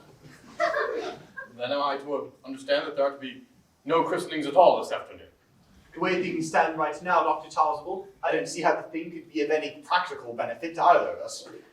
I'm grieved to hear such sentiments from you, Mr. Worthing. They savor of the heretical views of the Anabaptists, views which I have completely refuted in 4 of my unpublished sermons. However, as your present mood seems to be one peculiarly secular, I will return to the church at once. Indeed, I have just been informed by the pew opener that for the past hour and a half, Miss Prism has been waiting for me in the vestry. Miss Prism? Did I hear you mention a Miss Prism? Yes, Lady Bracknell, I am on my way to join her.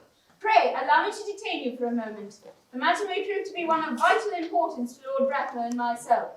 Is this Miss Prism a female of repellent aspect remotely connected to education? She is the most cultivated of ladies, and the very picture of respectability. It is obviously the same person. May I ask what position she holds in your household? I am a celibate man. She is our Miss Cardew's governess. In spite of what I hear of her, I must see her at once. Let her be sent for. She approaches. She is not. I was told you expected me in the vestry, dear Canon. I've been waiting for you there for the last hour and 3/4. Prism! Come here, Prism. Prism, where is that baby? 28 years ago, you left Lord Bracknell's house, number 104 Grosvenor Square, in charge of a perambulator that contained a baby of the male sex. You never returned.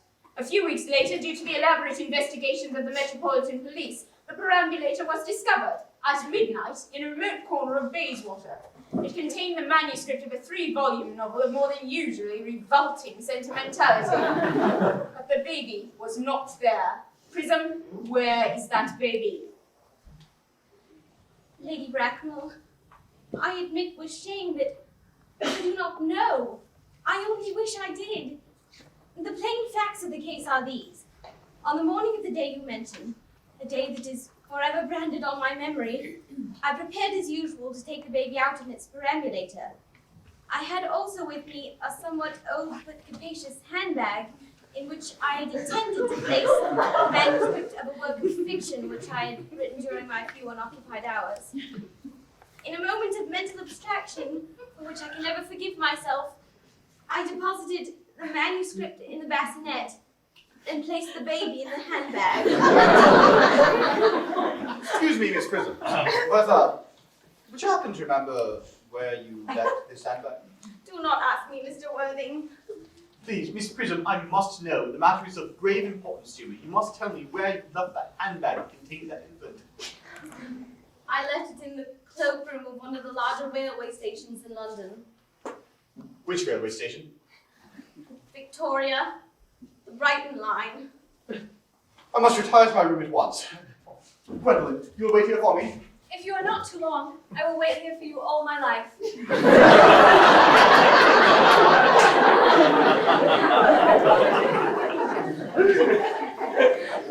What do you think this means, Lady Bracknell? I dare not even suspect, Dr. Chasuble. I need hardly tell you that in families of high position, strange coincidences are not supposed to occur. They are hardly considered the thing. Uncle Jack seems strangely agitated. Your guardian has a very emotional nature. His noise is extremely unpleasant. It sounds as if he was having an argument. I dislike arguments of any kind. They're always vulgar and often convincing. Stop now. I do wish he'd come to some conclusion. The suspense is terrible. I hope it will last. Miss Prism, is this the handbag in which you deposited the baby? Please consider your answer carefully before you speak. The happiness of more than one life depends on your answer. It seems to be mine. Yes, here is the injury it received through the upsetting of a Gower Street omnibus in younger and happier days. Here is the stain on the lining caused by the explosion of a temperance beverage, an incident that occurred at Leamington. And here on the lock are my initials. I had forgotten that in an extravagant mood I had had them placed there. The bag is undoubtedly mine. I'm delighted to have it so unexpectedly restored to me. It's been a great inconvenience being without it all these years. Miss Prism, more was restored to you than the handbag. I was the baby you placed in it. Yes, mother. I am unmarried. Oh, I do not deny that is a serious blow. But you have the right to cast your stone against one who has so suffered. May not repentance wipe out an act of folly? Why should there be one more for men and another for women? Mother, I forgive you. Mr. Worthing, there is some error. There is the lady who can tell you who you really are. Pardon me, Lady Bracknell, for seeming inquisitive, but... Would you kindly inform me who I am? I'm afraid that the news I have to give you will not altogether please you. You are the son of my poor sister, Mrs. Moncrief, and consequently, Algernon's elder brother.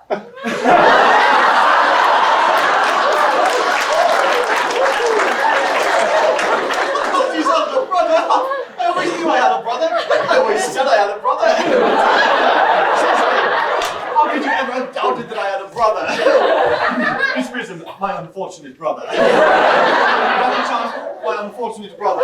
Gwendolyn, my unfortunate brother. Oh, Roger, you old scandal, you've never treated me like a brother in all your life. You'll have to treat me with all respect now.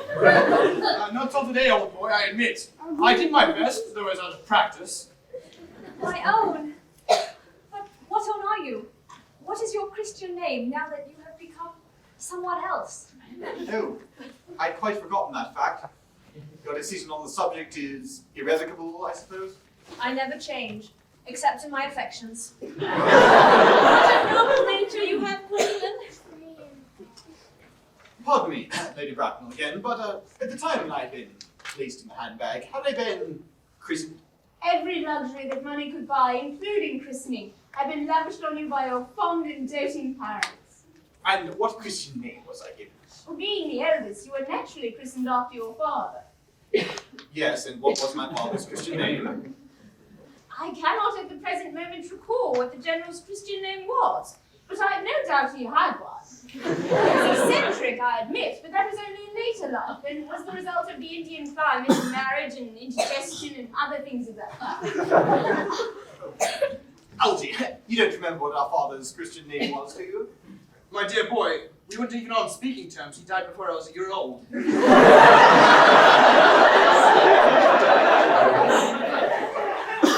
His name would appear on the military records of the period, I suppose.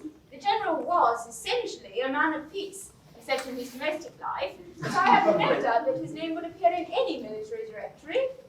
I have the army lists of the last 40 years right here. Why, to think that these records should have been the object of my study for all these years. Oh, let's see here. In generals, let's see, we have Malin, Moxburn, Magley, ghastly names they have.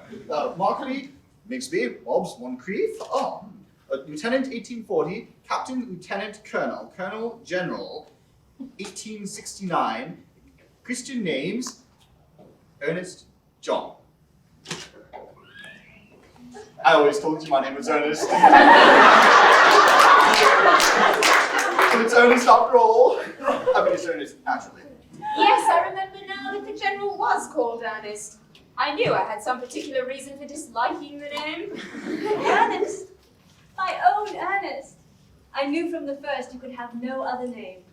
Oh, my own one. It is a terrible thing for a man to suddenly find out that all his life he's been speaking nothing but the truth. Can you ever forgive me? I can. For I feel that you are sure to change. Darling. Letitia. Frederick! Oh, Gwendolyn, at last. My nephew, you seem to be displaying signs of triviality. On the contrary, Aunt Augusta, I've now realized for the first time in my life the vital importance of being earnest.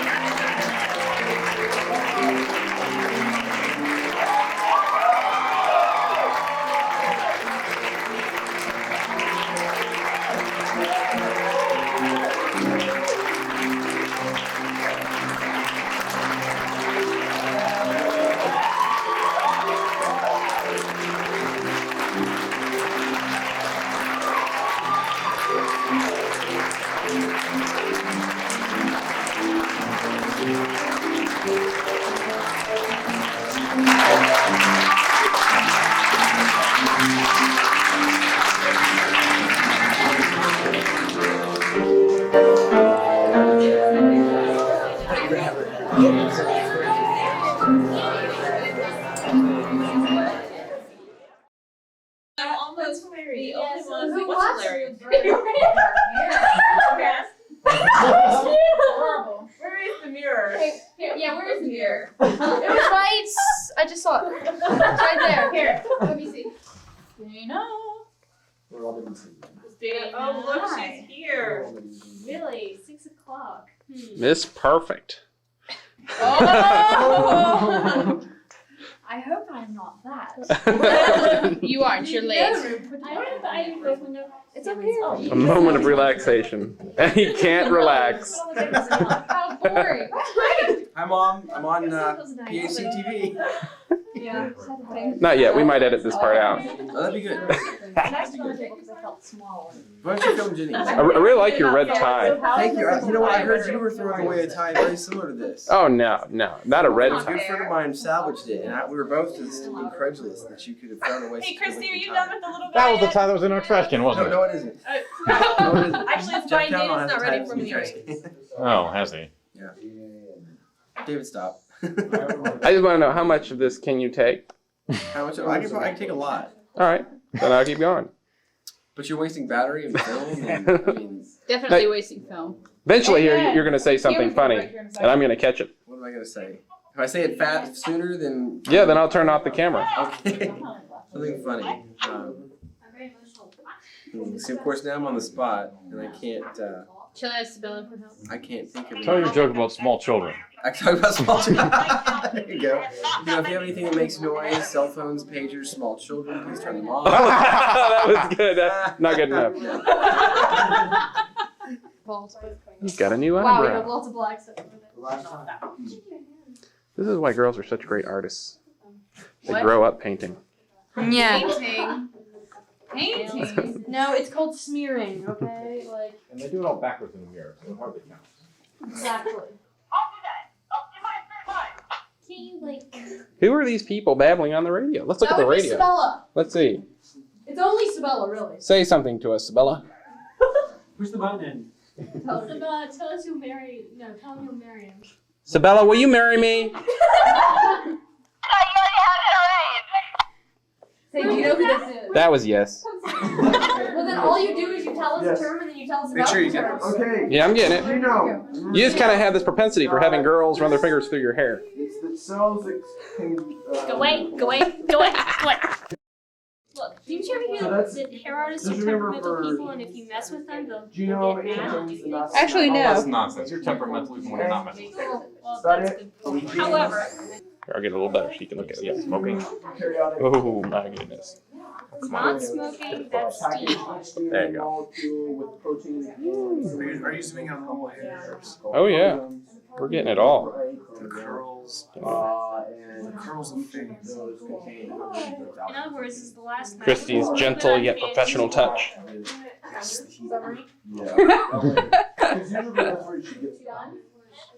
This is really gross. I wanted y'all to see this again. If you get close enough, you can see the lice. Is there not one like... Oh. Do you see them crawling around in there? You have to use a little bit of focus and imagination, but they're there. That's as close as you can get. Alright, well, I quit grossing you out. Dan, have you been given a layer of Aquanet? Do you have your Aquanet? Probably not. Why don't you come get your Gel is Aquanet? down back by. Oh, David's passing out Aquanet. This is interesting. Now we're all going to get You high. know, if we just had a little bit of spiked eggnog back here, like, it would be ideal. Oh, It really would. I remember the first time I had spiked apple cider, I was 10 years old and I went to an open he's house got and I experience. saw it. You know, when I was like He does this to his hair every day. Coolest. We all would spray our hair like Zach on Saved by the Bell. Still does. Look at that hair. Look at his hair. No, not the Reverend's hair. Look at David Cooper's hair. He still does it. Yeah, look at that hair. All right. Look at that. Look at that hairline. So much hair. The only thing this stuff is good for, now that I can breathe again, is starting fires. This is true. We're making a message, but we can't have open flame here in Red Hill. And like suffocating insects and things. Okay. Oh, wow. I'm not sure how it's been done. You haven't seen the official theatrical way of doing a clerical collar, have you? No, I guess not. Duct tape is right here. Exactly. Just like that. Kind of like Stick your dress to it and then like nothing. How many girls does it take to collar a vicar? Cleric. As many as possible. I made a comment about my